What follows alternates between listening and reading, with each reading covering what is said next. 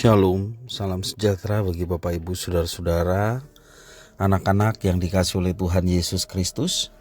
Jumpa kembali bersama saya Pendeta Eka di dalam renungan firman Tuhan pada hari ini, hari Sabtu 27 Mei 2023. Sukacita dan damai sejahtera dari Tuhan Yesus kiranya menyertai hidup kita sekalian. Puji nama Tuhan. Pembacaan firman Tuhan hari ini sampai pada kitab Zakaria pasal yang pertama. Kiranya firman Tuhan memberkati kita sekalian.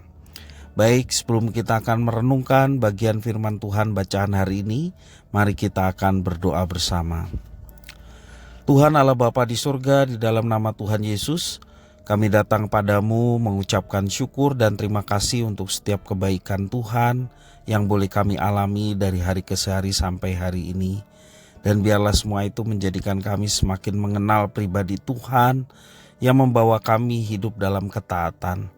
Karena itu Tuhan, kami mau memperdengarkan hati pikiran kami, kebenaran firman Tuhan. Mampukan kami Tuhan untuk kami dapat mengerti, memahami apa yang Kau maksudkan, serta terlebih dari semua itu, kami dapat menerapkannya, menggenapinya dalam hidup kami. Terima kasih Bapa, terpujilah namamu. Demi nama Tuhan Yesus kami berdoa. Haleluya. Amin. Saya akan membacakan Zakaria pasal pertama ayat 1 sampai yang ke-6. Demikianlah firman Tuhan. Dalam bulan yang ke-8 pada tahun kedua zaman Darius, datanglah firman Tuhan kepada Nabi Zakaria bin Berekhya bin Ido bunyinya. Sangat murka Tuhan atas nenek moyangmu, sebab itu katakanlah kepada mereka, beginilah firman Tuhan semesta alam. Kembalilah kepadaku, demikianlah firman Tuhan semesta alam, maka aku pun akan kembali kepadamu, firman Tuhan semesta alam. Janganlah kamu seperti nenek moyangmu, yang kepadanya para nabi yang dahulu telah menyerukan demikian. Beginilah firman Tuhan semesta alam, berbaliklah dari tingkah lakumu yang buruk dan dari perbuatanmu yang jahat. Tetapi mereka tidak mau mendengarkan dan tidak mau menghiraukan aku. Demikianlah firman Tuhan. Nenek moyangmu di mana mereka? Dan para nabi, apakah mereka hidup untuk selama-lamanya? Tetapi segala firman dan ketetapanku yang telah kuperintahkan kepada hamba-hambaku, para nabi, bukankah itu telah sampai kepada nenek moyangmu? Maka bertobatlah mereka serta berkata, sebagaimana Tuhan semesta alam bermaksud mengambil tindakan terhadap kita sesuai dengan tingkah laku kita dan perbuatan kita, demikianlah Ia mengambil tindakan terhadap kita. Bapak Ibu, saudara-saudara yang dikasihi oleh Tuhan Yesus Kristus, di dalam ayat yang pertama kita melihat ada waktu yang diberikan penjelasan oleh Zakaria, ya.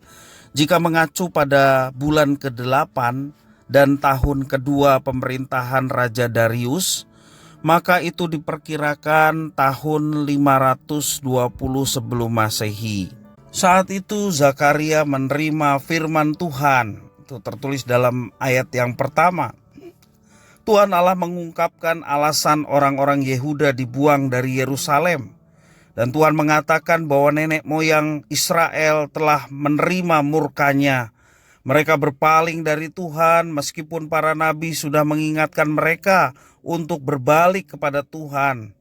Namun mereka tidak mengindahkannya, terlebih mereka tidak mau melakukan apa yang diperintahkan Tuhan. Murka Tuhan bukan berarti Dia tidak mengasihi nenek moyang mereka. Teguran para nabi justru menjadi bukti bahwa Tuhan ingin agar mereka kembali kepadanya.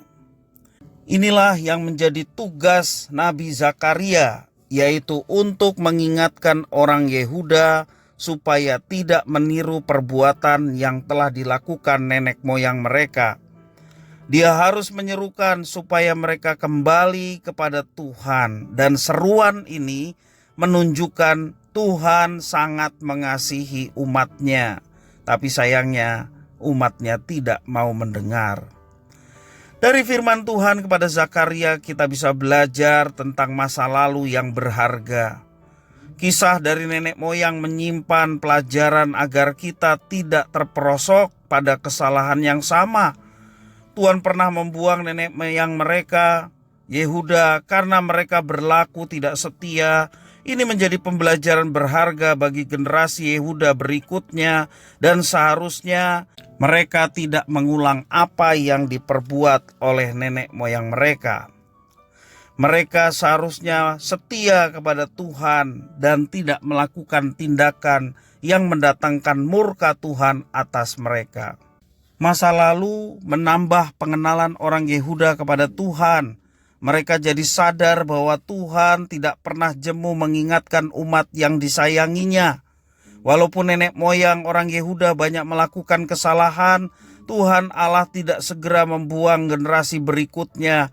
Sebaliknya, Dia tetap setia menasehati agar mereka tidak mengulangi kesalahan yang sama seperti yang telah dilakukan para pendahulunya, nenek moyang mereka. Bapak, Ibu, Saudara-saudara, sebaiknya kita juga mesti menghargai pengalaman masa lalu. Melalui itu kita bisa belajar mengenal hal yang benar, juga yang salah. Semua pengalaman itu bisa mengingatkan kita tentang kemurahan Tuhan. Tentu saja itu bisa menjadi bekal agar kualitas hidup kita di masa yang akan datang semakin lebih baik, semakin lebih mantap iman percaya kita kepada Tuhan Yesus Kristus. Marilah kita melihat setiap teguran yang diberikan kepada kita bukan ingin mempermalukan kita, bukan ingin menjerumuskan kita, tetapi justru itu merupakan bukti bahwa Tuhan mengasihi kita. Selagi Tuhan masih diperkenan untuk ditemui, gunakanlah kesempatan itu untuk bertobat, meninggalkan segala perbuatan yang tidak berkenan dan hidup seturut dengan apa yang diperkenan oleh Tuhan, supaya kita boleh mengalami pengampunan di dalam Yesus Kristus yang nyata itu. Dan tentunya kita hidup menyenangkan hatinya karena kita bertobat dari segala dosa dan hal-hal yang melawan Tuhan dan hidup seturut dengan rencana dan kehendak-Nya. Hanya itulah yang menyenangkan hati Tuhan.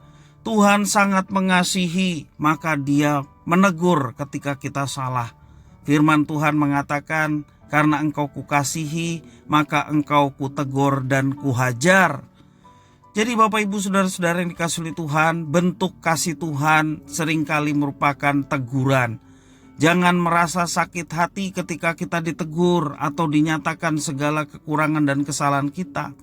Tetapi biarlah kita dengar-dengaran dengan apa yang Tuhan telah nyatakan. Sehingga apa yang Tuhan nyatakan itu boleh kita lakukan dan nama Tuhan dimuliakan, hidup kita pun penuh dengan penyertaan dan berkat-Nya. Kiranya firman Tuhan memberkati kita sekalian. Mari kita berdoa. Tuhan Allah Bapa di surga, di dalam nama Tuhan Yesus, kami sungguh mengucapkan syukur dan berterima kasih kepada Tuhan yang memelihara hidup kami dengan firman Tuhan.